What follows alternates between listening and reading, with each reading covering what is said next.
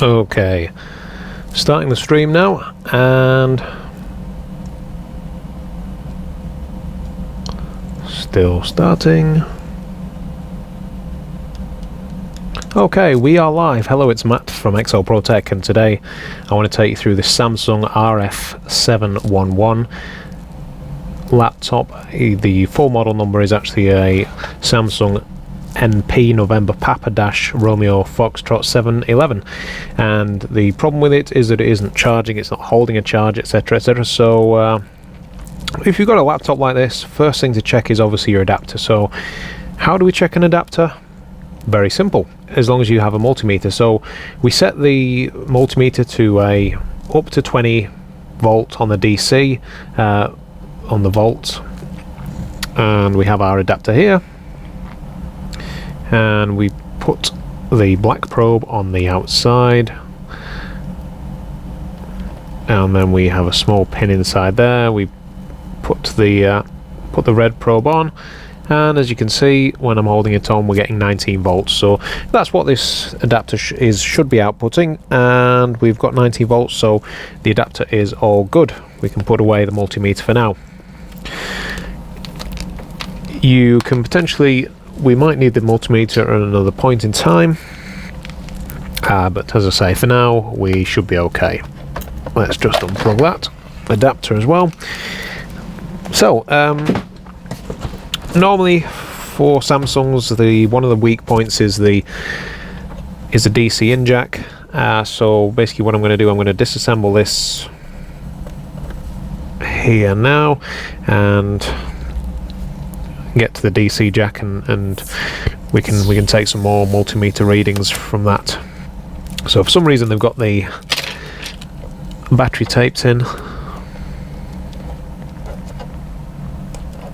for whatever bizarre reason. Oh, okay. They're missing a screw out of there, so that's why that's why they've got it screwed in there. That's why they got it taped down, should I say? Yeah. Now then, where do I put my screwdriver?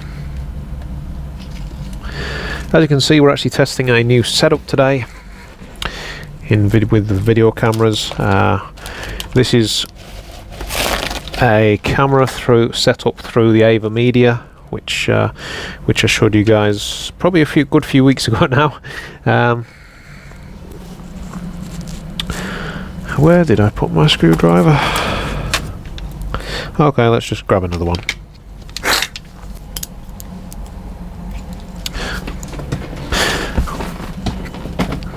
Okay, so I wasn't even taking the tape off there. That's not even the battery.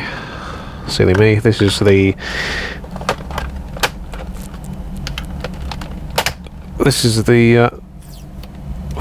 where the hard drive. You can actually put two in here. Hard drive goes. Let's take out the battery the actual battery, which is released there. Just slide those two things across. So what we're going to do, we're going to go around the outside. We're going to take out all of the screws around here. Okay, so the screws are quite loose. It's almost as if someone has been here before, and it wasn't me this time.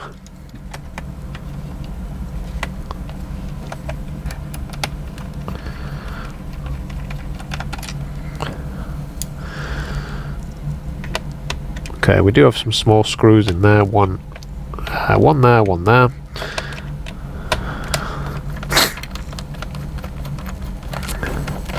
Let's just take these larger screws out for now.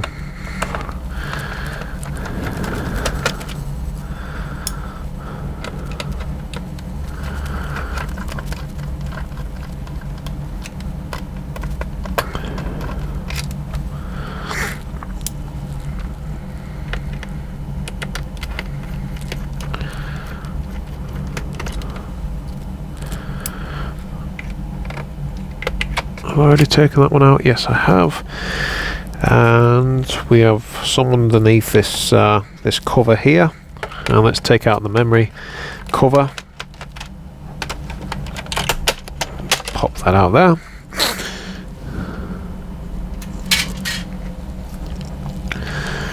Okay, let's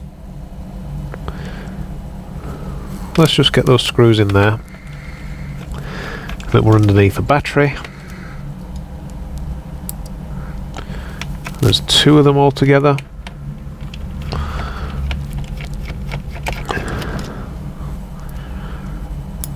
And they're slightly smaller than the other ones that we've had taken out so far. So we've also got another one right there.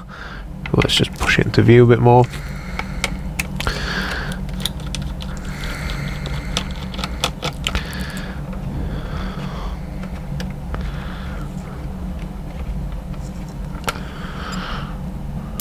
Holy moly, what's going on with my computer?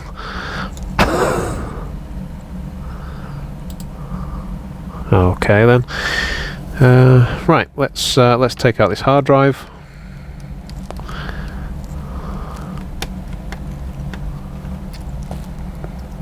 Again, smaller sets of screws for this hard drive.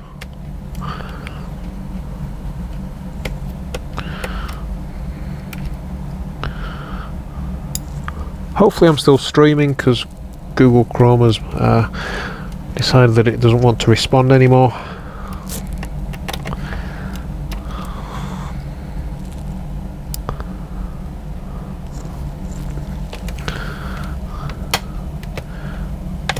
Okay, let's just prise this out and take out the SATA slot and pop the hard drive down out of reach somewhere. Okay, so underneath the RAM slot that we had, there are a few other screws there. There's oh, we've got one for the optical drive there as well. Holy.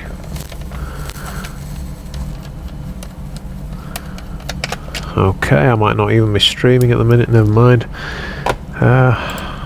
What's going on?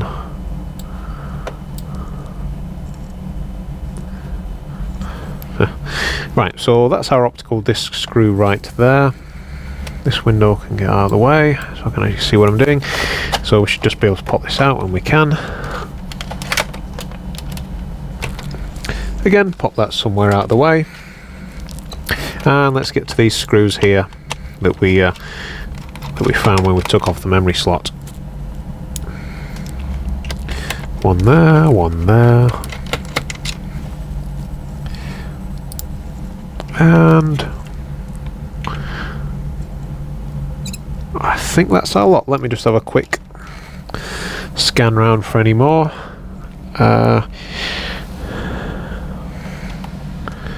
Okay, no, there's none underneath where the optical drive is. So, oh, hang on a second. Here we go. There's a tiny little triangle shape there, which is pointing to here. This little rubber thing here. So basically, sometimes with laptops you can get screws underneath the rubber feet, and normally when they do have screws under the rubber feet, you will see a small triangle next to them. So let's just take off this rubber foot, and yeah, what do you know? There we have another screw. So let's take that off. Let's take that out, should I say. Okay, so there's only 2 other rubber feet. I'm just gonna have a peek underneath just in case, but there's no actual, no, there aren't any triangles sort of indicating that there's any screws under there. So, but as I say, well, it didn't take 2 seconds just to check. Let's open this thing up here. Okay, so the keyboard is basically in the palm, within the palm rest. So I wouldn't have thought that there's anything sort of there. You know, we can't take out the keyboard at this moment in time, so I'm thinking But we should just be able to remove this bottom section here.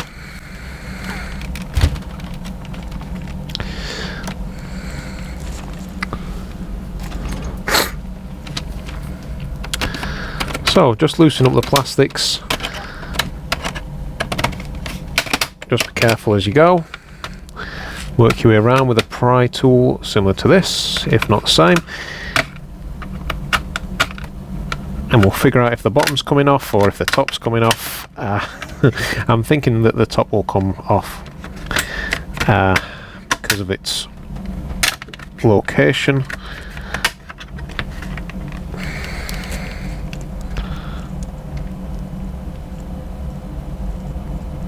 Nope. We go to the bottom. So yeah, just to confirm, I have not opened one of these before. This is all new. Lost the live stream. Oh, we've got a screw there. Just right there. Alright. I must have already undone it, but it was just sort of loose in there.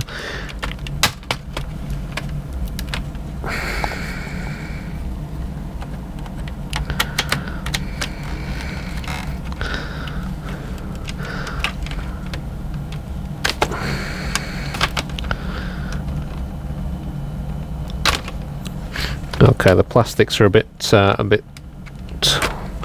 worn over this side, a bit broken already.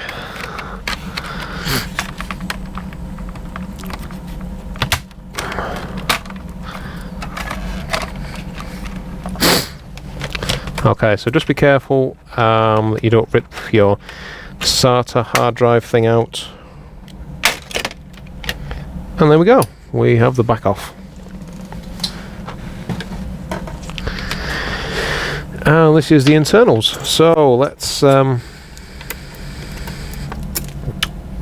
where is our, so that's our DC in jack over there. So we need to take out this board really. So let's just start over here. Let's take the Wi-Fi off and undo this this screw here, just on the Wi-Fi card.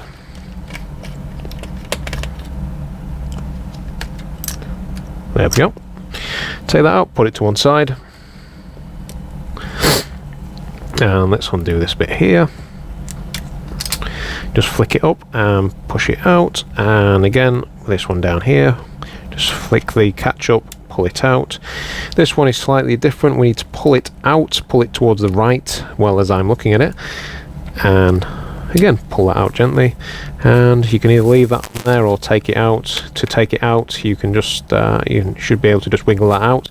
Don't just grab it by the thing, or don't grab it by the lead, or you could potentially end up with problems, and you could potentially be needing a new cable for it.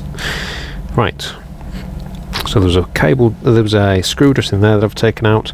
Let's take these bits out here.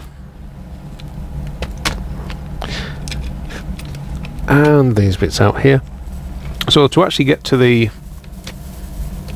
DC in jack, we're going to have to take out the cooling system there. Focus. And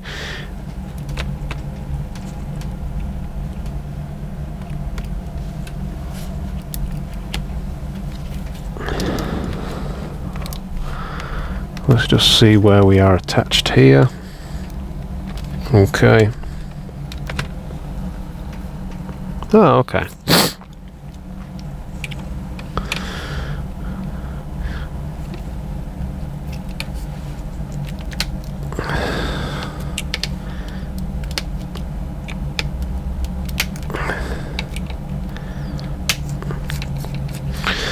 Okay, so we're taking off the copper heatsink now.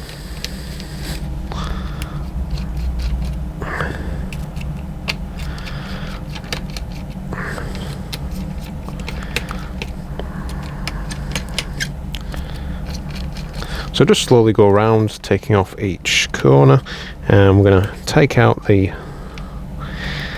fan cable there. And there's also a bit of copper here. This is probably the GPU, so let's take the screws out there, just go from side to side, unscrewing it gently. So what we're probably going to have to do as well for this customer is just to repaste his CPUs. Actually, it doesn't look too bad. Oh, this is okay. So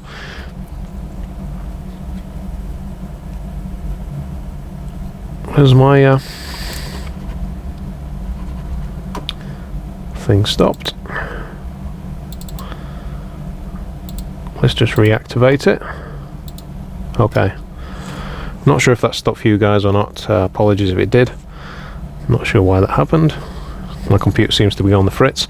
Right, so yeah, the paste is quite solid, so what we'll do is repaste it for this customer, and we'll put some AS5 paste on there. Be a lot better. It's just on the outskirts really where it looks fairly still gooey there. Anyway, let's put that to one side for now, and let's take out this bit down here. I'm pretty sure that this is the speakers.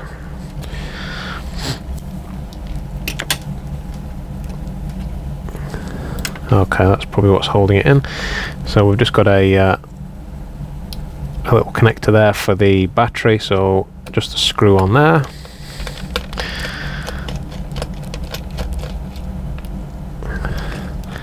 And that should just pull out.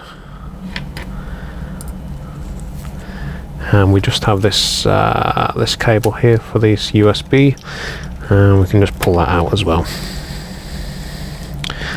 And I think that should be our board free. No, there's just one more screw over here.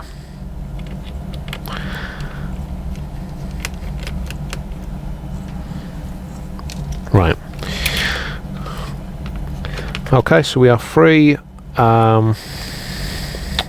Okay, apart from there's a on the back here, this is our keyboard attachment, so let's just pull that out, flick it up, pull it out, and it is free. Excellent. So let's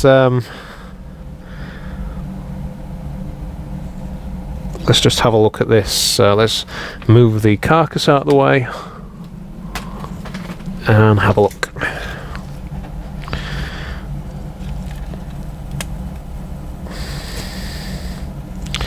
At the DC in jack. There's actually a bit of plastic there that we can just take off. We're going to need to take that off anyway. Okay, so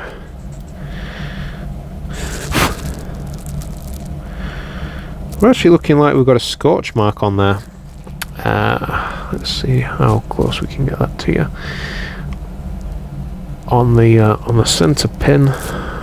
Something fine to poke at. This pin here. It seems to be a bit scorched, to be honest with you. And you can see, yeah, just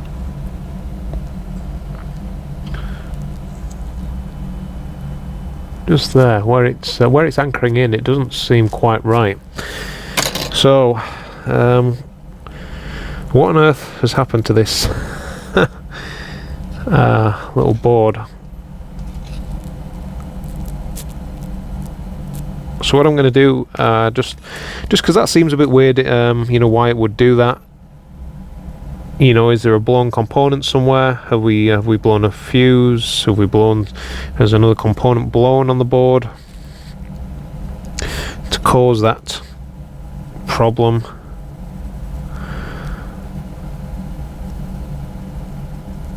So this is the reason I'm just checking it over, just to see if there's any other components that are quite, you know, obviously blown up.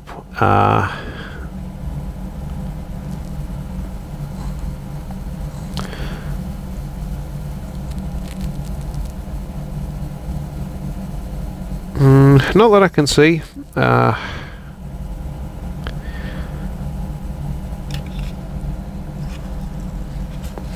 there's no issues that I can see. It's not to mean that doesn't mean that there isn't a problem along the board. So let's get our trusty multimeter and let's plug it back in again, just to see if we are measuring voltages.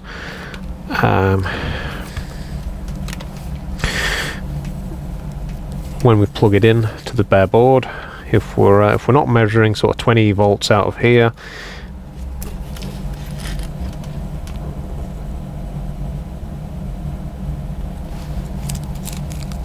then there's something wrong.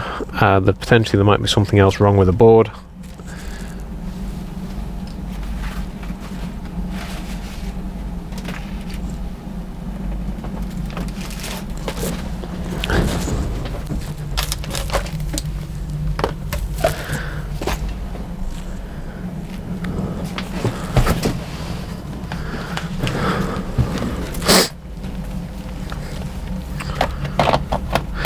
Obviously, before you do this, make sure that there's nothing metallic underneath your board that's going to bridge any connections. Oops. Right, so yeah, let's plug that in. So our black probe on there, and I think that is where our incoming is. So we are actually getting 19 volts. And we're also getting a green light as well, which is funny. Okay. Okay. So it looks like I'm literally bridging the connection there when I put my probe on it. So as soon as I take my red probe away, yeah. So we can be pretty sure from that that connection there is loose. It's not the connection isn't quite right. We need to basically get rid of this DC in jack, and we will basically replace it. We'll take it out, we'll replace it. But yeah, that got me confused then. So that's probably why there is a bit of burn marks there. It's probably really loose, and the customer's probably been wiggling it to try and get it on, and it's been the electricity has been sort of bridging the connection on and off, and it's caused these sort of burn marks on the board and around the sort of through connection. So I'm quite happy that that is the cause of the non-power. And it also explains why there is a bit of blackening around there. But as you can see, when I bridge the connection, we got a light going off up there. We got a light going off up there, green light. So encoding overload. So yeah, let's that's basically the diagnosis on it. I'm not going to go through and do that live on the stream now. We'll leave that a bit till later. This was a bit of a test, really, just to see if this was working. I obviously need to change some settings because it's not it didn't go quite as well as I expected. Google Chrome seemed to throw a fit, so I don't know what that was. I'm going to have to look into that. So yeah, this has been Matt from ExoProtect. Thank you so much for watching. That's how to sort of diagnose and tear down a Samsung NP November Papa Romeo 711. And if you need any help with this, please get in touch. If this was helpful to you, please leave a tip. The link to the tip is in the description. So once again, thank you so much, and we will see you on the next stream. Probably the next stream will be just replacing this, and it should be later on this afternoon. Okay, thank you so much for watching. Bye bye for now.